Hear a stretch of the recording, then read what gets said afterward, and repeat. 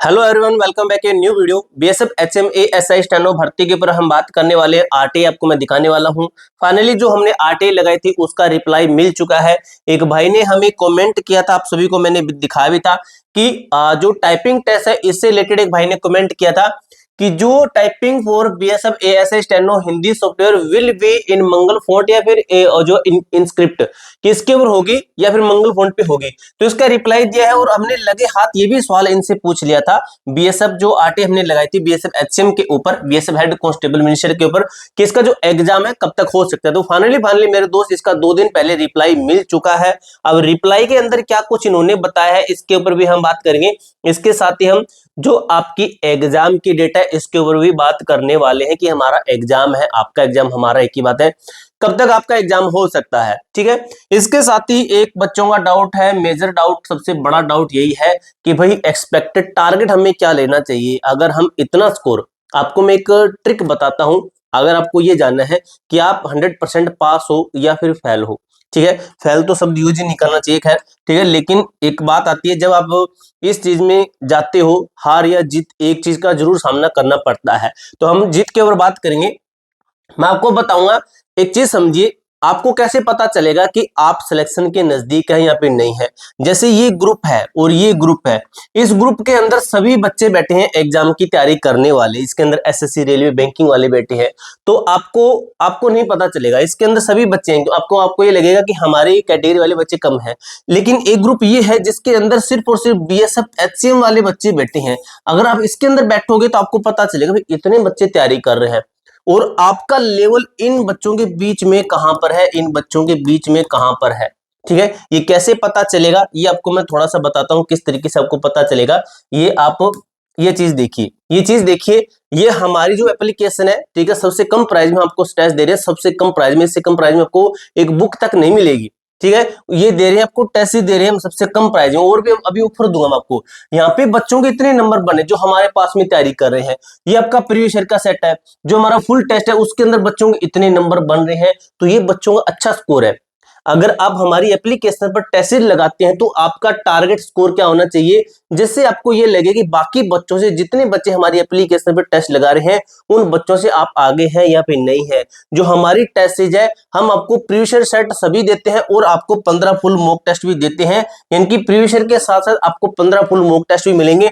आपको एक coupon code लगाना है और ये कूपन कोड आपका कुछ ही दिनों के लिए वैलिड है, क्योंकि मुझे एक सेकंड बेबी हुआ है ठीक है, तो लड़की हुई है, तो उसकी खुशी में मैं आपको इसके अंदर ऑफ दे रहा हूं।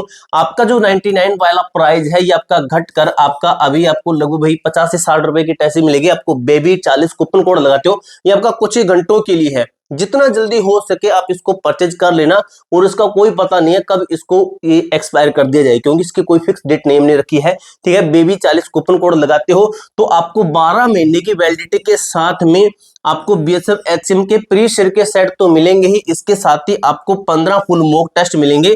ठीक है, एग्जाम पैटर्न और प्रीवियस ईयर के अकॉर्डिंग हमारी टेस्ट बनाई गई। एप्लीकेशन का नाम है A to Z forum, link description box के अंदर दिया गया है इस एप्लीकेशन का। ठीक है, अगर आप हमारी एप्लीकेशन पर टेस्ट लगाते हैं तो आपका टारगेट स्कोर क्या होना चाहिए वो भी आपको मैं बता दूंगा वीडियो के लास्ट में।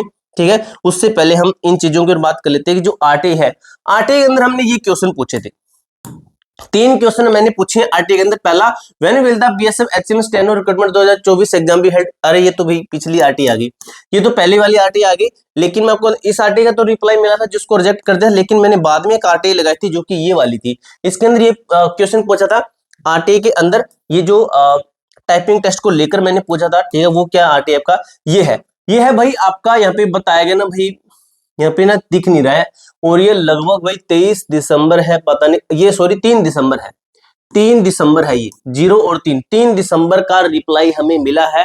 ठीक है, ये कुछ ही दिन पहले आपका रिप्लाई आया था, मुझे टाइम न मिलने की वजह से मैंने ये वीडियो नहीं डाली।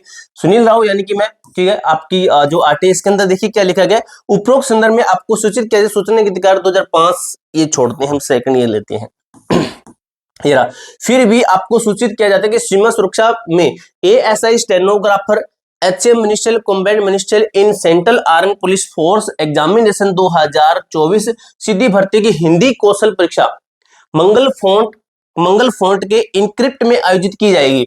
यानी कि जो आपका कौशल परीक्षा है, यानी कि स्किल टेस्ट है, उसका जो मंगल फॉन्ट है, मंगल फॉन्ट के इनक्रिप्ट में आयोजित की जाएगी। ये क्लियर हो चुका आपका।